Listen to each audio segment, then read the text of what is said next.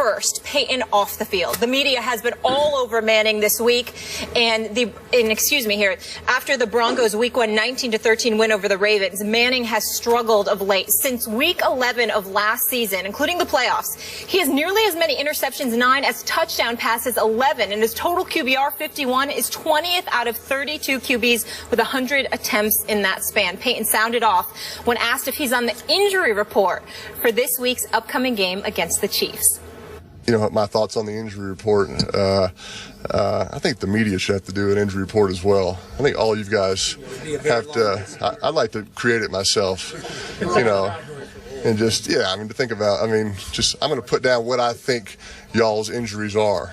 I think we have to keep reminding ourselves around here that we did actually win the game, that we are 1-0. Thank goodness, because I can't imagine what it would have been like had we lost the game. You know, I'm sure offensively, I speak for a lot of guys, that we certainly want to play better, and feel like, that Thursday probably couldn't come soon enough to have another opportunity, and I think everybody wants to do their job better, but at the same time, we felt we did enough to help us win on Sunday. Stephen A., is this the beginning of the end for number 18? Well, listen, I think it's the beginning of the end, but it has nothing to do with his performance in Week 1. The Baltimore Ravens have a good defense. There's some question marks about them now that Suggs has gone down, which is something that we'll talk about a little bit later on in the show. But I definitely think that there's an overreaction as it pertains to his performance in Game 1 of this NFL season. What I think Peyton Manning needs to take into consideration is that people are looking at the last 4 games of last year, his performance against the Buffalo Bills, his performance against the San Diego Chargers, the 4 interceptions he threw in a loss at Cincinnati, the relative, pedestrian performance against the Oakland Raiders, and then to end the last regular season, and then, of course, the performance in the playoff game against the Indianapolis Colts. He did not seem like himself. Father Time seems to be knocking on his door just a touch, at least, just tapping on his door a little bit, and I think that's why people are asking those questions. But at the same time, I don't blame Peyton Manning for being a bit annoyed and perturbed over it all. This is a guy that completed 66% of his passes last year, threw for over 4,700 yards. When you consider the numbers that he put up just last year alone, that's better than most quarterbacks have done in their careers. And so when you look at it from that perspective, I definitely think he has every right to be a bit annoyed. He just needs to remember that we're not measuring him against other quarterbacks. We're measuring him against the greatness of himself. And we're wondering how much he has left. We've heard about the numbness or the lack of feeling in his fingers. You know that he can't run with the football. You're wondering about the back and the hips and all of that other stuff. And so because of that, just the cumulative effect of age, attrition, the injuries that he's had, the surgeries that he's had, along with the level of regression we've witnessed, particularly since he got beat up against St. Louis, it's not something that we can ignore. Now, his playoff performance was the hamstring had a lot to do with that, because if your hamstring ain't right and you're out there throwing with a bum hamstring and you can't throw the football, you're not going to be able to throw the football effectively, and we understand that. But again, he just needs to remember we're measuring him against the greatness that he himself has put on display for the better part of the last 2 decades, not what Peyton Manning is capable of doing compared to most other quarterbacks in the NFL, because we know he's still elite compared to most. So, bottom line, what's your gut feeling here?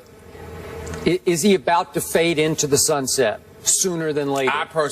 I personally, that's my personal belief. I don't have any knowledge of it, but my personal belief is that this is the end for Peyton Manning, that he will retire after this season. That's just what I think. I don't disagree with that, just conjecture. We're just guessing. But I'm with you about that, because after this season, he turns 40 years of age in March. So could I see the great Peyton Manning, the all-time great Peyton Manning, saying, okay, that's enough? I could if they went out on a pretty to very high note this year, and I think they still have a chance to go out on a high note this year. I am definitely not writing off Peyton Manning for this football season. I still have them winning this division. I do not have them winning the AFC just because I like the Patriots. But do I think they could be a threat to the? You better believe I do.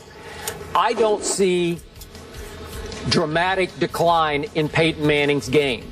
All those games you so eloquently listed, I still, man, I don't know. Everybody goes back to week 11 last year. Remember, you pointed out at St. Louis, he got rocked, man. He got beat up at St. Louis. He was only sacked a couple of times, but it seemed like they hit him 6 or 8 big times. And they lost the football game. There's no shame there because we saw what happened to the Seahawks yet again in St. Louis this past Sunday. And yet he bounced right back from that game, beat up as he was, and he had a big game against Miami. Then he went to Kansas City, where he has to go again tomorrow night, and they won 29-16, and he had a pretty good game. And then I know about your games that you listed, the Buffalo at San Diego. It seems like it was his groin that got pulled at San Diego. And then he struggled down the stretch, and he got outplayed at home in a playoff game by Andrew Luck, which was significant. But just a year before, he outplayed Tom Brady at home in a big playoff game. And then he got to the Super Bowl, and obviously we know what happened. He got bullied by the Seattle Seahawks and blown off the field in the Super Bowl, an all-time embarrassment that we both agreed upon. But again, I don't think there was any shame in what happened Sunday. A lot of people think the Baltimore Ravens could be in the Super Bowl this year with or without Terrell Suggs. So I thought Peyton played okay. He did throw the 1 pick six, and then Joe Flacco canceled that one with his own pick six. So, Stephen A., after all the offseason talk about what will the new coach do, the whole new staff comes in, new regime change, will they try to run the football? He still threw it, did Peyton, 40 times against the Baltimore Ravens, and they ran it only 25 times in a very close game that ended up 19-13. He no longer has Julius Thomas, obviously. He no longer has Wes Welker. So it's Emmanuel Sanders and Demaryius Thomas, and Emmanuel caught 8 and Demaryius caught 7 on Sunday. It's business as usual for Peyton Manning. So when I hear all the conjecture about has he lost a lot of velocity, especially in his deep balls, and I look at the deep balls, some of them have been overthrown, some underthrown, but some have been overthrown. And my question to all those doubters is, when did Peyton Manning ever have a cannon to begin with? I mean, when he was a rookie, he didn't have a cannon. He's never had a cannon. And I'm still sitting here to tell you, Stephen A., that I think 25 out of 32 teams would right now take Peyton Manning as their quarterback. That's how good he is. Well, and obviously he's better than Brock Osweiler because that's his backup in Denver. So I think the Broncos are going to be just fine at his age 39 season. Well, I hear where you're coming from, but you got to remember what I said. Number one, clearly we expect the Denver Broncos to be formidable. I definitely expect them to win the AFC West, and we know that Peyton Manning is elite. But I keep saying we're not measuring him against other quarterbacks in the NFL because we know he'd be top 5. We're measuring him against himself. Not to mention the fact we're taking into account issues of attrition, getting beat up. What kind of year is he going to have here? Now, let's go back to those games last year. Yes, he did get beat up by St. Louis in Week 11. You pointed out how he showed up against the Miami Dolphins the very next game. Yep. Yeah, but they gave the ball to C.J. Anderson 27 times. He ran for 167 yards. The following game against Kansas City, he threw 4 touchdowns in that game against Miami, and we understand that. But it wasn't like he had a 300 or 400-yard game. C.J. Anderson was running all over the place, and then obviously Peyton Manning would finish the deal. The very next game against the Kansas City Chiefs, well, what happened? C.J. Anderson rushed the ball 32 times for 168 yards. So you're talking about a Peyton Manning squad with all the aforementioned individuals, the Wes Welkers, the Julius Thomases, the Demaryius Thomases, the Emmanuel Sanders of the world, etc.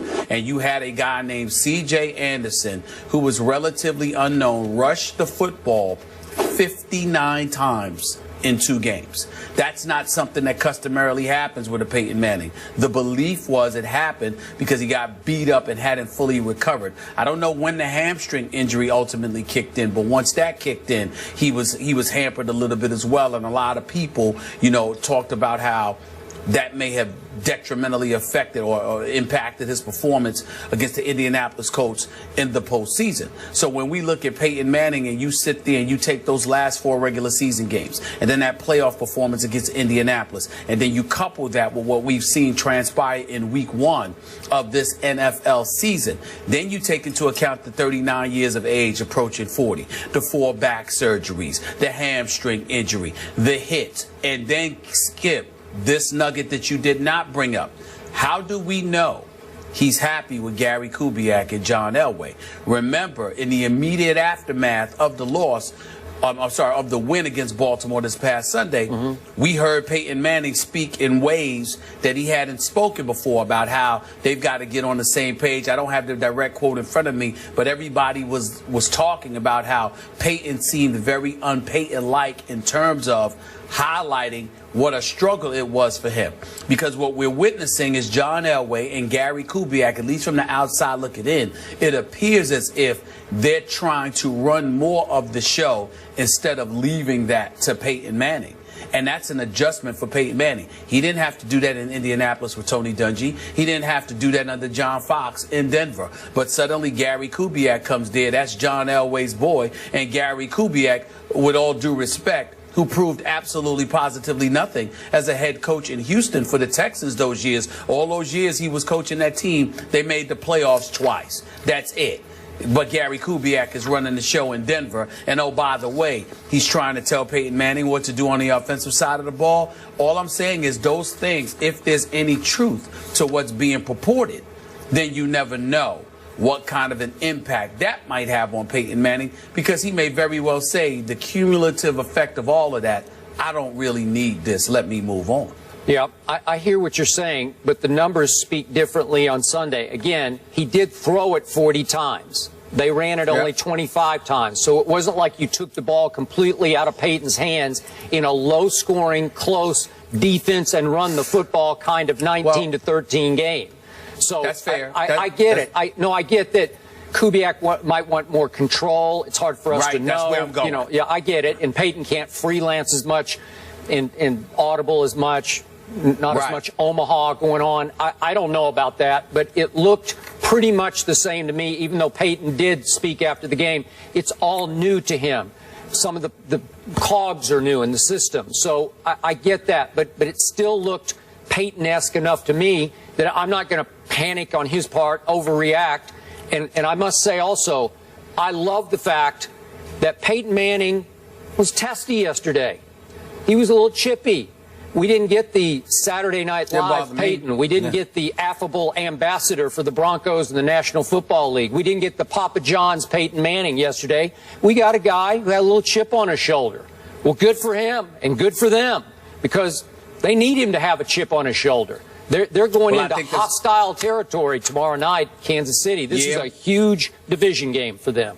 Yeah, but 2 primary targets in Wes Welker and Julius Thomas are gone. And so when you look at Peyton Manning, and like you said, he came into the league and he didn't have the greatest arm in the world. When you take 2 mid-range targets, I'll use that word mid-range in terms of guys, whether it be, you know, in the middle of the field, short passes, etc. You take those weapons against him and you're forcing him to throw outside to the Emmanuel Sanders and Demaryius Thomases of the world. That could be a bit problematic for all we know. We simply don't know at this particular moment in time. But there is no denying the fact that what we've seen, or what we're seeing from Peyton Manning, we're not accustomed to seeing all the time. So again, it may not be a drop-off. It may be a change in system. All I'm saying is the combination of all of it.